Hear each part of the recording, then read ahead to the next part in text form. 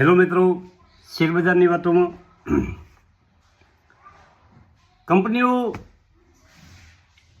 જ્યારે સારી કંપની હોય, ખૂબ પ્રોફિટ કરતી હોય, તે કંપની તમને ખૂબ ફાયદો કરાવે. ગવર્મેન્ટ કંપનીઓના પણ હવે સરકારે એક નિયમ બનાવી દીધો છે કે અમુક કેટેગરીમાં કંપની આવે તો એને કોઈ પણ પૂછ્યા વગર એ કંપની બોનસ આપી શકે છે, સ્ટોક સ્પ્લિટ કરી શકે છે, કંપની બાયબેક કરી શકે છે.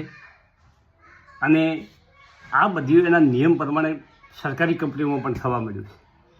પહેલાં સરકારી કંપનીઓને મંજૂરીની અપેક્ષા રાખવી પડતી હતી, મંજૂરી લેવી પડતી હતી, પરંતુ હવે નથી.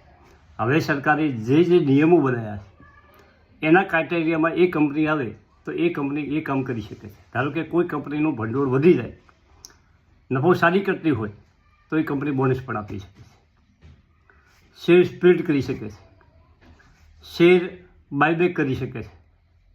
અને આનાથી જે એના શેર ધારકો છે એને ફાયદો થાય છે. મિત્રો, આજે આપણે બે શેરની વાત કરવી છે. આગલા વિડીયોમાં બે શેરની વાત કરી હતી, બે શેરની આ વાત કરવી છે, પરંતુ મારે ઓના પછી એક વિડીયો મૂકવો છે આ પાછળના ભાગમાં, આ વિડીયાના અંદર, કે મારા વિસ્તારના ધારાસભ્ય શ્રી અમૃતભાઈ ઠાકોર સાહેબનું કાલે મારે મુલાકાત થઈ. તેઓ પણ મારા ગામના છે અને કાલે અમે ગામમાં મળ્યા, એક પ્રસંગમાં મળ્યા. અને એમનું કામ સરસ છે. એ દરેક નાનો માણસ હોય કે મોટો માણસ હોય પ્રેમથી મળે છે અને માણસનો ટોપો કરવામાં કોઈ કચાશ રાખતા નથી. એમનું નેચર બહુ સારું છે. અને કાલે અમે તો ઘણા સમયથી એક મિત્ર જેવા છીએ, પરંતુ કાલે અમારે 5-10 મિનિટ બેસવાનું થયું. એમના પાસે સમય થોડોક ઓછો હોય છે. એ ચોગા પ્રોપરમાં રહે છે અને અમદાવાદ પણ રહે છે. બહુ મળવા જેવો માણસ છે.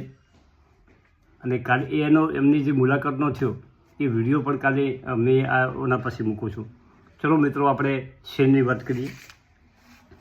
કે બીજી કંપની છે PIX ટ્રાન્સમિશન. આ કંપનીનો શેર 1 રૂપિયો પણ ઘટાડો થયો નથી. આવા માર્કેટમાં પણ મિત્રો અત્યારે 2234 રૂપિયા પર ચાલી રહ્યો છે. અને 52 વીક લો 911 છે અને 52 વીક હાઈ 2275 છે. હાઈ 2275 બનાવ્યો છે અને 2234 ઉપર ચાલ્યું છે. માર્કેટ કેપ 3044 કરોડનો છે, નાની કંપની છે. EPS કેટલો છે કંપનીનો? 83.99. PS હવે સેક્ટરનો PS 17, બુક વેલ્યુ 267 અને ફેસ વેલ્યુ 10. તમારા વોટ લિસ્ટમાં કંપની તમે રાખી શકો છો. મિત્રો, પ્રમોટરનું હોલ્ડિંગ 61.81% છે. નાની કંપની હોવાને કારણે FICનું રોકાણ 0.28% છે અને પબ્લિકનું રોકાણ 37.60% છે. આ કંપનીને તમે વોચ લિસ્ટમાં સમાવી શકો છો. ટ્રાન્સમિશન બનાવવાનું કામ કરે છે. પાવર સેક્ટરમાં જે ટ્રાન્સમિશન આવે એ બનાવવાનું કંપની કામ કરે છે. અને એના પછીની નેક્સ્ટ કંપની છે જીનુસ પાવર. આ કંપનીનો ફંડામેન્ટ થોડોક વીક છે, પણ એનું સેક્ટર જોરદાર છે. એમાં પ્રમોટરે શેર ગીરવે રાખેલા છે, પણ ટૂંકા સમયમાં આ કંપની જોરદાર રિટર્ન આપ્યું છે. અને કંપની 414 રૂપિયા પર ટચ થઈ ગઈ છે.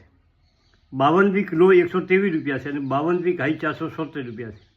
માર્કેટ કેપ 12,596 કરોડ છે. EPS 4.80 છે, PS 86 છે અને એના સેક્ટરનો PE 106 છે.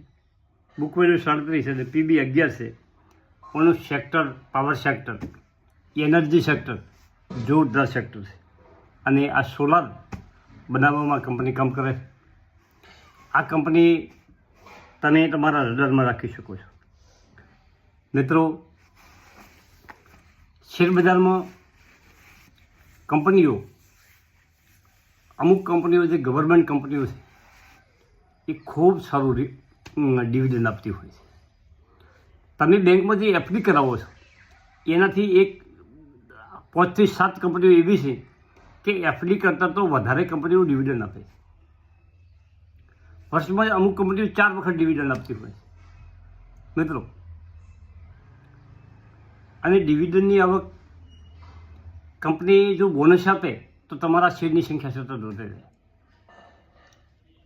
વિપ્રો જેવા શેરે 15 થી 20 વખત બોનસ આપ્યું એના લાઈફ ટાઈમ 30 વર્ષના ગાળામાં.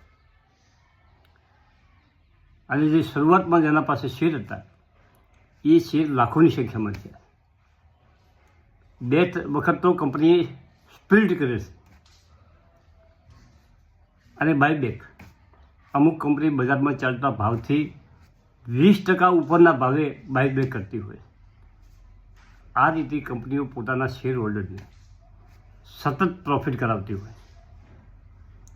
પોર્ટફોલિયોમાં દમદાર શેર રાખવાનો.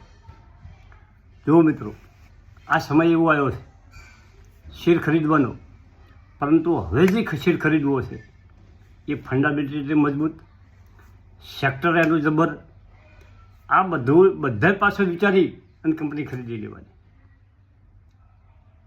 કોઈ કંપની દોડતી હોય અને ખરીદવી એવું હાટું નથી. સેક્ટર જોવાનું, કંપની શું ઉત્પાદન કરે છે એ જોવાનું, કંપની શું બનાવે છે એ જોવાનું, કંપની શું સેવા આપે છે એ જોવાનું. કંપનીના ફંડામેન્ટ ચેક કરવાના. કંપનીનો નફો, એનું રેવન્યુ, એનું શેર હોલ્ડિંગ પેટર્ન, આ બધું તમારે જોવાનું.